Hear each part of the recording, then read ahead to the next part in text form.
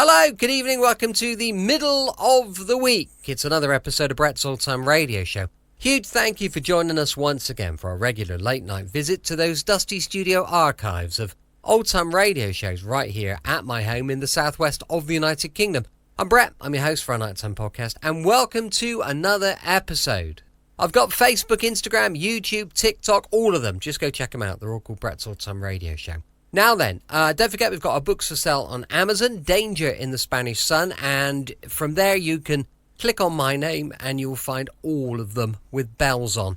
Right, well, we've got a busy day of travelling ahead of us coming up, and I'll update you on that tomorrow, on tomorrow's show. But we are going to, it's going to be a tough one. We're going to be doing an awful lot of travelling. We've got, I think, about 1,000 miles to do. Yeah, I know, it's crazy. But we're doing our usual Spain trip, and good old Zoe has moved into our house while we're away, which is always nice. She'll keep it spick and span, I have no doubt. But yeah, all good. I'll keep you up to date and keep you posted on what's going on. Of course, it is time for a midweek episode of Dangerous Assignment. This one's called The Nazi and the Physicist. It was first broadcast on the 24th of April, 1950.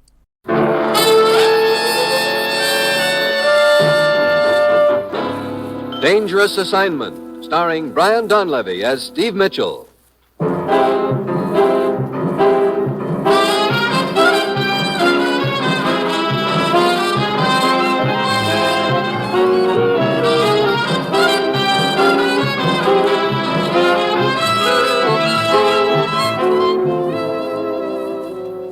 First, a word from the Ford dealers of America. Everyone's saying that the 50 Ford is a great car. Listen to what Mr. W. Henderson of Pomona, California, one of more than 470,000 owners of new Fords, says. Last January, I bought a new 1950 Ford six-cylinder two-door. This car is truly a pleasure to drive, and its economy's wonderful. I've driven it about 6,000 miles in city and country, driving an average over 21 miles per gallon. It rides quiet and steers easily, too. Yes, the owner of a 1950 Ford knows the real meaning of economy. He'll tell you that his big new Ford is low in first cost, inexpensive to maintain, and thrifty to operate. But find out for yourself. Stop at your nearest Ford dealers and get the facts on Ford economy.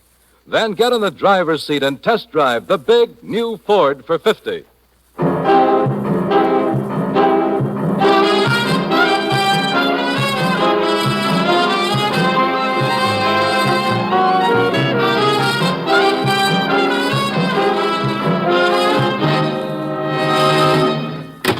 Good morning, Commissioner. Steve! Well, what part of the world do I head for to get shot at this time? You've been hounding me for a vacation lately, haven't you? Sure, but that hound is a barking dog. You never bite. You've got a vacation coming to you. Go ahead and take it. Come again? You heard me. Take your vacation. Are you kidding? Of course not. There's just one condition. I should have known. What is it? I picked a spot. Alaska. Alaska. Now, look. If I'm taking a vacation, I'd like to go somewhere and bake in the sun. Haven't you ever heard of baked Alaska? Oh, you're in real great form today. Look, do you want this vacation or don't you? Do I have a choice? No. That's what I thought. Well, you're sure, of course, that it is a vacation. You know, you're a very suspicious man. Sure, it's a vacation. Of course, there is the matter of the two missing scientists. Oh, great. My vacation has just turned into a busman's holiday. Okay, let's have it. Probably nothing to it, really. Just a simple matter. Sure. Just a simple matter. But somebody will probably have me chained to a sinking iceberg before it's over. Steve, a week ago, two scientists went to Alaska. An ex-Nazi named Dr. Herman Kreutzer, who's been denazified, we think, and a younger man, a nuclear physicist, Dr. William Peters. Why'd they go up there? To conduct experiments on the effect of water temperature on a new theory of submarine detection. They were to be gone 3 months. 2 days ago was Peter's wedding anniversary. He'd promised to call his wife on that day. She didn't hear from him. Well, a guy forgets to call his wife, so you send me to Alaska? When Mrs. Peters didn't hear from him, she got worried and flew to Fairbanks. She's there now, waiting to meet you. You think these two scientists stumbled onto something important up there, huh? I don't know anything about it, Steve, other than what I've just told you. But I can't help thinking that... Sure. Now, when you think, I move. Okay, Alaska it is. Mrs. Peters is at the Waterfield Hotel in Fairbanks. Well, that's it, Steve. You've got your your vacation. Good luck.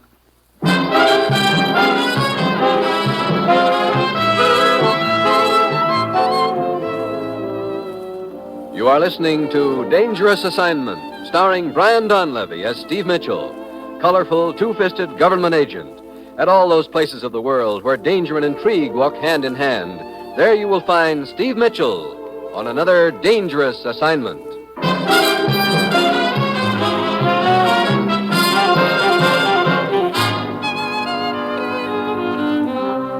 Sure, I've got myself a vacation. A big, fat week. Nothing to do but enjoy myself. Plus, of course, the little matter of locating two missing scientists in an area big as most of Europe put together. Well, it's Wednesday when I get to my destination. Mrs. Peters is waiting for me in her hotel room. I'm so glad you're here to help, Mr. Mitchell. I've been worried sick. Oh, I know it sounds silly. Call it a premonition or a woman's intuition or whatever you want, but I think something's happened to Bill and Dr. Kreutzer. Well, it could have slipped his mind. Bill is a scientist, Mr. Mitchell. He never forgets anything. I understand he's a nuclear physicist. That's right.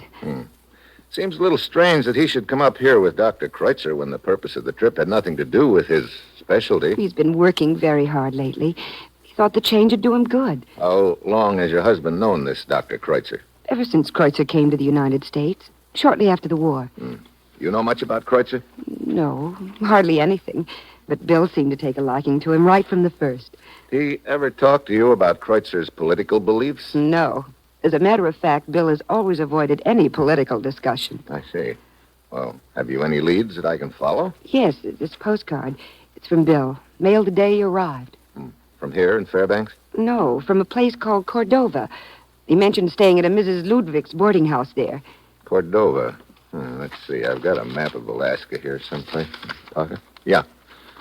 Yeah, here we are. Cordova's a town south of here on the coast. Incidentally, take a look at these pictures they gave me in the States. One's your husband and the other's Dr. Kreutzer. Are they reasonably good likenesses? Yes, they are, Mr. Mitchell. Well, I'm going to fly down to Cordova and talk to this Mrs. Ludwig at her boarding house, and I'll let you know if I turn up anything there.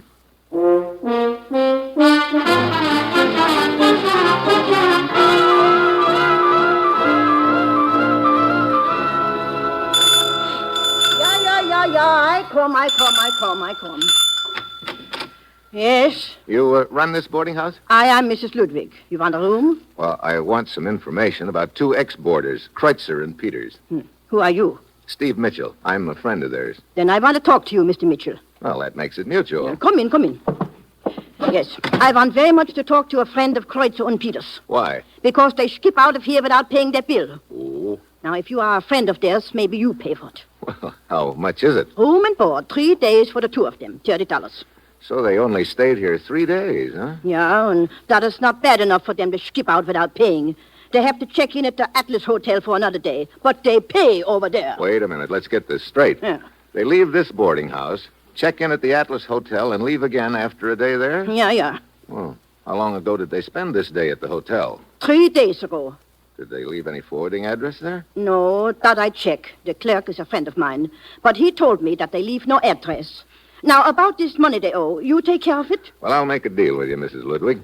I'll take care of their bill if you can give me any more leads about them. Leads? What is this leads? Well, what I mean is... Woman, I thought you told me you were going to clean up my room this day. I am. I can't do 2 things at once, Mr. Campbell. I get round to it as soon as I have time. Well, for the price a man pays here, he's a right to expect a little service. You don't like it here, you move. I have a good mind to. Hey, wait a minute. Are you addressing me? Yeah, look, you're a boarder here. Maybe you heard the two guys I'm looking for talking about where they were going. Without knowing whom you're looking for, I couldn't say. This is Mr. Mitchell. He says he's a friend of Kreutzer and Peters, the two that skipped out a few days ago. Mr. Mitchell, I've got no time to indulge in idle gossip.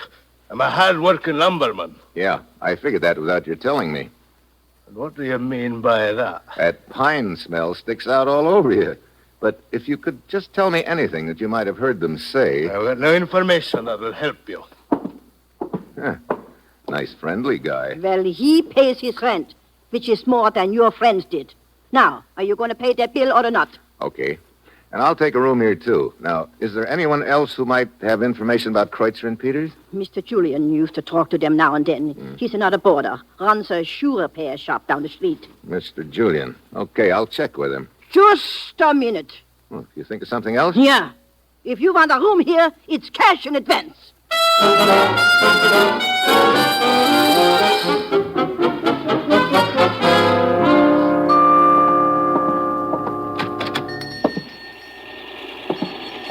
Yes, sir. Be right with you. Okay.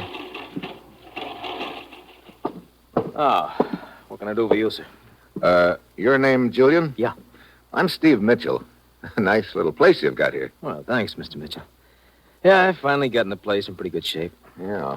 I see you've been doing a little remodeling. Heavy machinery is hard on these pine floors. I have to put in new flooring every now and then. You know, the smell from these boards remind me of one Mr. Campbell. Oh, you know Campbell? Yeah. I just met him at Mrs. Ludwig's. About as friendly as a clam, isn't he? Well, he's not what you'd call talkative. Mr. Mitchell, I don't think that you came here either to talk about Mr. Campbell or to have your shoes fixed. What's on your mind?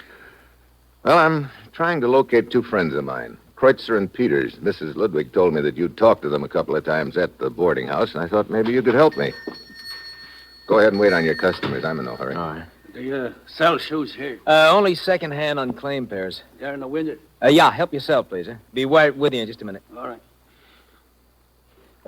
Mr. Mitchell, are you sure that you're a friend of Kreutzer and Peters? Yeah, why? Because I think I know where you might find your friends. Where? I heard them speak of going to see a girl named Christine Beauvais, I think they called her, up in Anchorage. I didn't say anything to Mrs. Ludwig about it because if they want to leave without paying their bill, that's their business. I'm a shoe repair man, not a debt collector. Christine Beauvais. How long ago was that? Oh, 4 days ago. Yeah, I remember. Because that was the day that we had the scare about the submarine. What submarine? Oh, a couple of fishermen sighted what they thought was a periscope close offshore. We've had several reports like that up here lately. Yeah, we've had them all over lately. Okay, thanks, Julian. I'll see you around.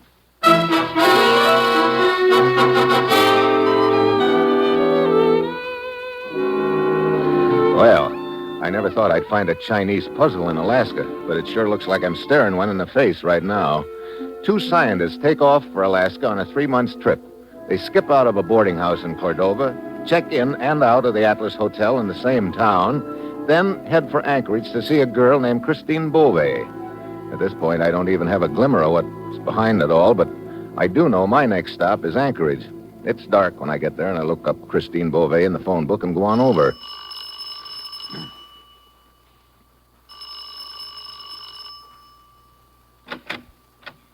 Yeah? Are you Christine Beauvais? Sure. Come on in. I'm trying to get a line on a couple of friends of mine. I know a lot of guys. Their names are Kreutzer and Peters. Never heard of them. Look, they supposedly came here to Anchorage to see you. I tell you, I don't know them. Yeah, well, they were talking about coming to see you. Beat it. Now, Chris. I said beat it.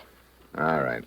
But if you change your mind, I'm staying at Mrs. Ludwig's boarding house in Cordova. You heard me. Get lost.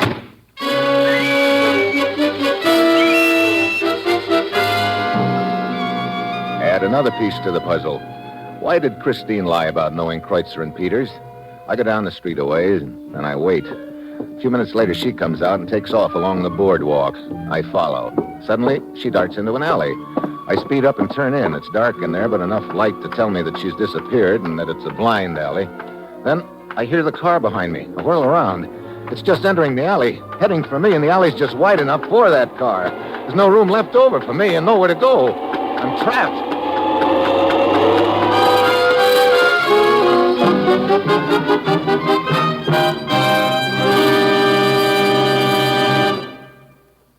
In a moment, you will hear the second act of Dangerous Assignment after this brief message from the Ford dealers of America.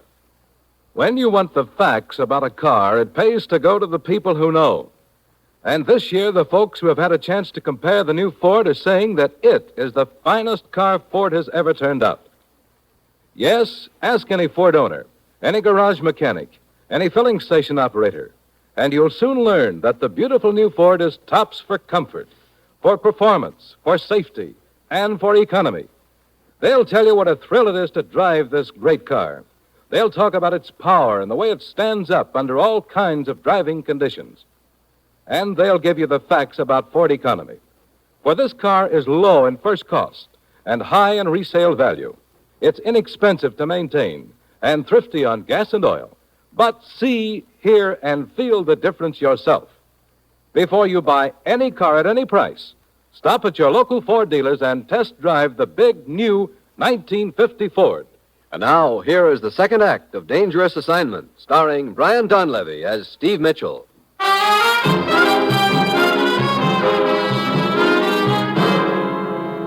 The car keeps coming down the alley toward me.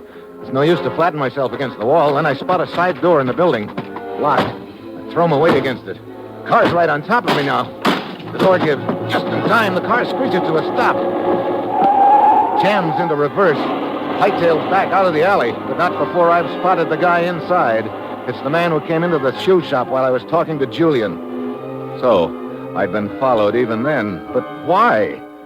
It's morning when I get back to Mrs. Ludwig's boarding house in Cordova, and she's talking to a tall, skinny gent. Mr. Mitchell, this is Fred, the boatman. He's got some information about your deadbeat friends. What is it, Fred?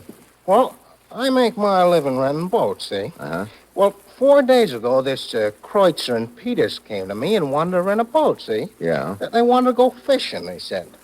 So I rent them a boat, see? Well, what about it? Well, that's what I'd like to know. They never bring it back, see? This morning I find it hung up on a rocky point south of town. Uh-oh. No sign of the two of them? Nothing. No. So my boat's ruined, see? And nobody to pay for it. Wait a minute. The day they rented that boat, was that by any chance the day a sub was sighted off the coast? Why, well, see, 4 days ago. Yeah, Yeah, I think it was. I call him. Why, what's that got to do with it? Sure. That's what I'm wondering. See? Mr. Mitchell! Yeah. Telephone! For me? That's what the lady said. Steve Mitchell. Okay. Hello. This is Christine Beauvais, Mr. Mitchell. Christine Beauvais. Well, this is one call I never thought I'd be getting. I couldn't talk to you at my apartment last night. I was afraid. Afraid of what? Someone's been following me. Oh, is that why you ducked into that alley? Yeah, I knew they were after me, but I managed to get away from them. I was almost not so lucky. Mr. Mitchell, will you meet me at Pete's bar tonight? I want to tell you something about Kreutzer and Peters. So you do know them? Of course. When you asked me about it last night, I was afraid you were working with the men who'd been after me. I'll tell you all about it tonight. Okay. I'll be waiting there at 8. See you then.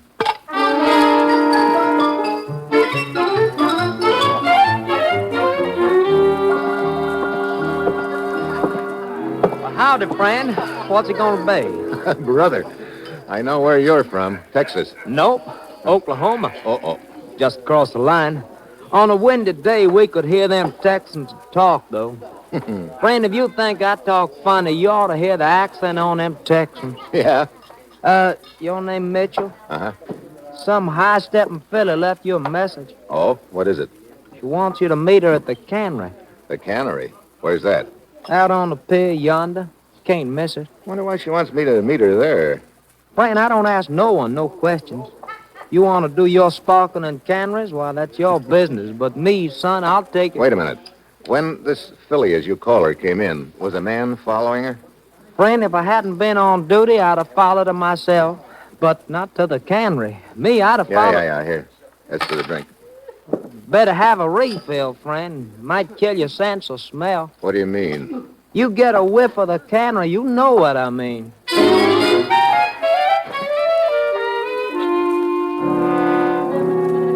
The cannery on the pier is dark. I spot a side door, open it, and the aroma of fish almost knocks me down. Suddenly, a hand closes around my mouth, pulling my head back. A gun jams into my back. Through the fish smell, I can catch a whiff of something else, a familiar smell I can't take. Then the gun eases a little. There's a flashlight outside, steps along the pier, probably the night watchman. The killer's waiting until he passes. I can't call out. My only chance is to make noise somehow. Then my eye catches a glint of shiny metal, a stack of tin cans near me. I drop to one knee and grab the hand over my mouth. The guy goes flying. The gunman takes off through the darkened cannery. I try to follow, but I bump into every hunk of junk in the place. He gets away. Oh, Christine Beauvais was just a decoy. But again comes the big question. Why? By now I'm tired of asking myself, so I decide to ask the commissioner. Commissioner? Oh, yes, Steve. I'm glad you called. I've been trying to get in touch with you. What have you got so far? Well, I thought I had the whole deal figured out, Commissioner, but it just blew up in my face. What do you mean?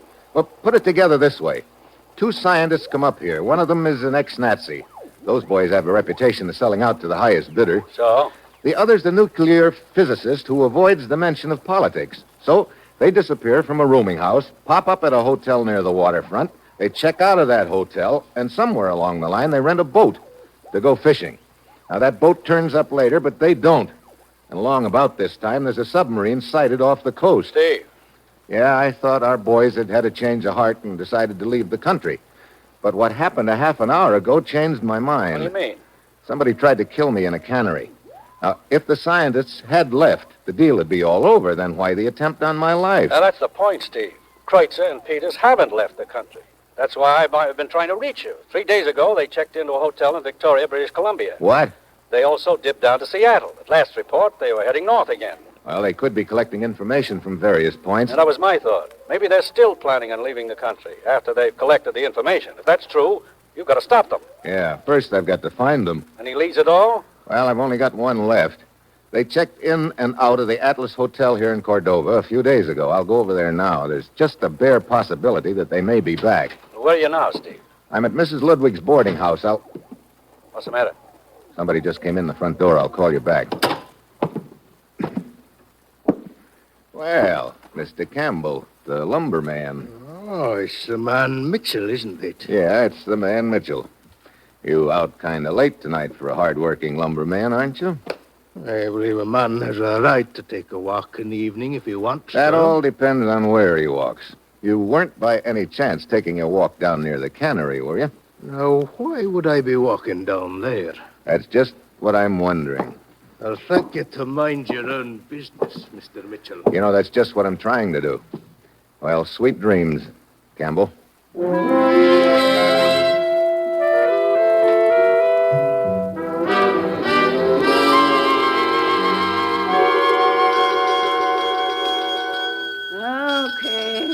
Okay, I'm coming. Sick and tired. I'm sleeping and here rings a bell. What do you want? Look, a couple of guys stayed here at the Atlas Hotel about 4 days ago. Their names were Kreutzer and Peters. Do you remember them? Did you haul me out of bed just to ask me about them? All I know is they stayed here a day and then they left. I know, but there's a chance that they may come back here. Now, I want you to take a look at these pictures. And if you ever see these guys again, there's $20 in it if you let me know right away. What do you mean? See them again? Let me take a look here. I never seen them guys in picture before in all my life. What? But this is Kreutzer and Peters. Yeah? Well, them pictures ain't the guys who registered as Kreutzer and Peters. Are you sure about that? Oh, sure, I'm sure. I see. Well, thanks a lot. Go on away.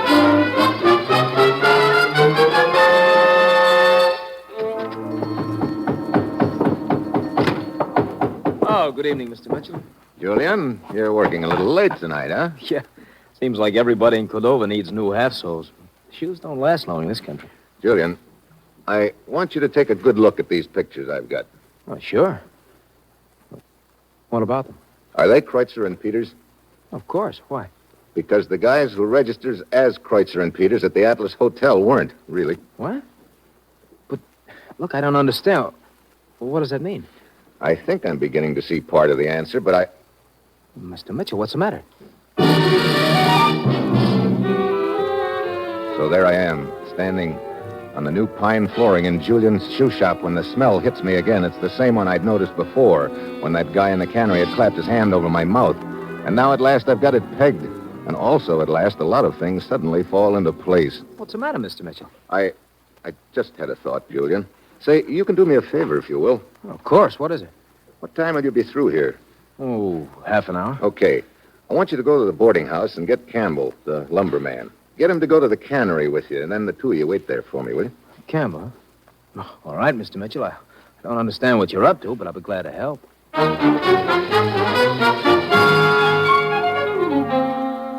I leave Julian's shop, round up a crowbar, shovel, flashlight, and my gun. Then I come back. The shop is dark by now. I go in a window and start ripping up the new pine flooring. A few minutes later, I'm digging in the dirt underneath. Pretty soon, I find what I'm after. 2 bodies. I pull the pictures out of my pocket, and by flashlight, I compare them. Yeah, no doubt about it. Congratulations, Mr. Mitchell. Well, hello, Julian. I see you brought your 2 stooges with you. Yeah. I didn't realize until almost too late that your purpose in sending me to find Campbell was to get me out of your way. However, I returned in time, and I must say it was very considerate of you to dig your own grave.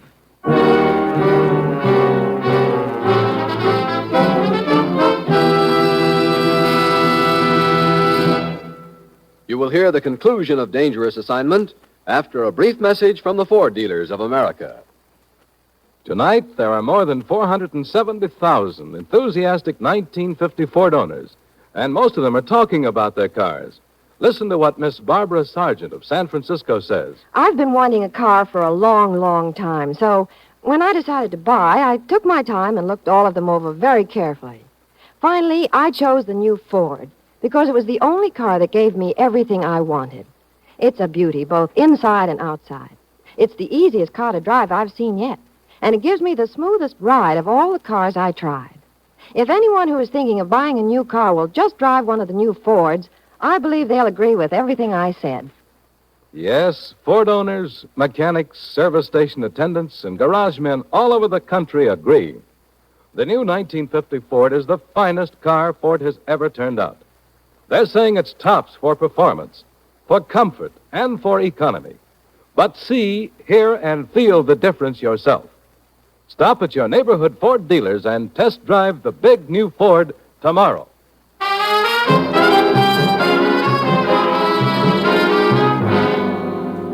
Well, I guess that makes us even, Julian. I couldn't get you out of the way, but your stooges missed on me when they tried to run me down in Anchorage. How'd you boys enjoy your junket around the country posing as Kreutzer and Peters? Pick up a lot of information from your contacts? Come on, Julian, let's get this over with. Yeah. Get up out of that hole, Mitchell. I know the floor covers me from the waist down. I put one hand on it like I'm going to climb out, but I fish the gun out of my pocket with the other. Then I throw a quick shot at the light overhead. I drop back into the hole just in time. I spot the pistol flash and let him have it. Only 2-1 now. Start circling, Marcus. Start circling. That's bad. If they come at me from 2 different directions at the same time, I'm cooked. I reach down and pick up my flashlight. I snap it on and toss it out on the floor. One of them throws a shot at it. I give him one back. The third guy has had enough. He heads for the door, but as he jerks it open, he's silhouetted. I scramble out of the hole, grab my flashlight, and run to the door. The guy lying there is Julian. Well, the merry-go-round was nice while it lasted, Julian. Only you weren't lucky enough to grab the brass ring. You got a lead slug instead. I thought I had a good plan. You did.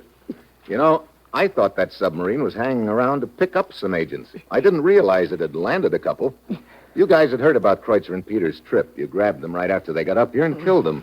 Then your boys took their papers and started around the country collecting information and reports from your various contacts. That about the way it breaks down, huh? What went wrong, Mitchell? You gave yourself away, Julian. No, I couldn't have. When you clapped your hand over my mouth down at the cannery, I got a whiff of a very familiar smell, but I couldn't peg it until I was in here talking to you earlier tonight. Then I smelled it again, and it registered. Shoe polish. Shoe polish? Yeah. Like most smart boys, you overlooked one little item. In this case, the smell of shoe polish on your hands. Yeah, that's what tripped you up, Julian. Or maybe I should say polished you off.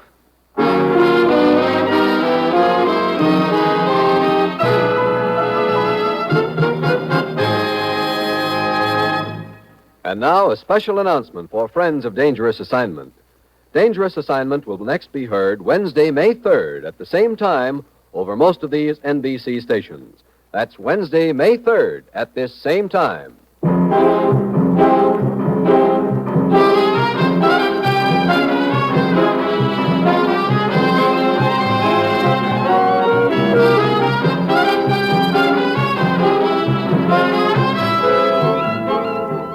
You've just heard another episode in the exciting new adventure series, Dangerous Assignment, starring Brian Donlevy in the role of Steve Mitchell. Dangerous Assignment is written by Bob Reif, with music by Bruce Ashley, and is directed by Bill Karn. Be with us again Wednesday, May 3rd at the same time, when Brian Donlevy, starring as Steve Mitchell, will embark on another Dangerous Assignment.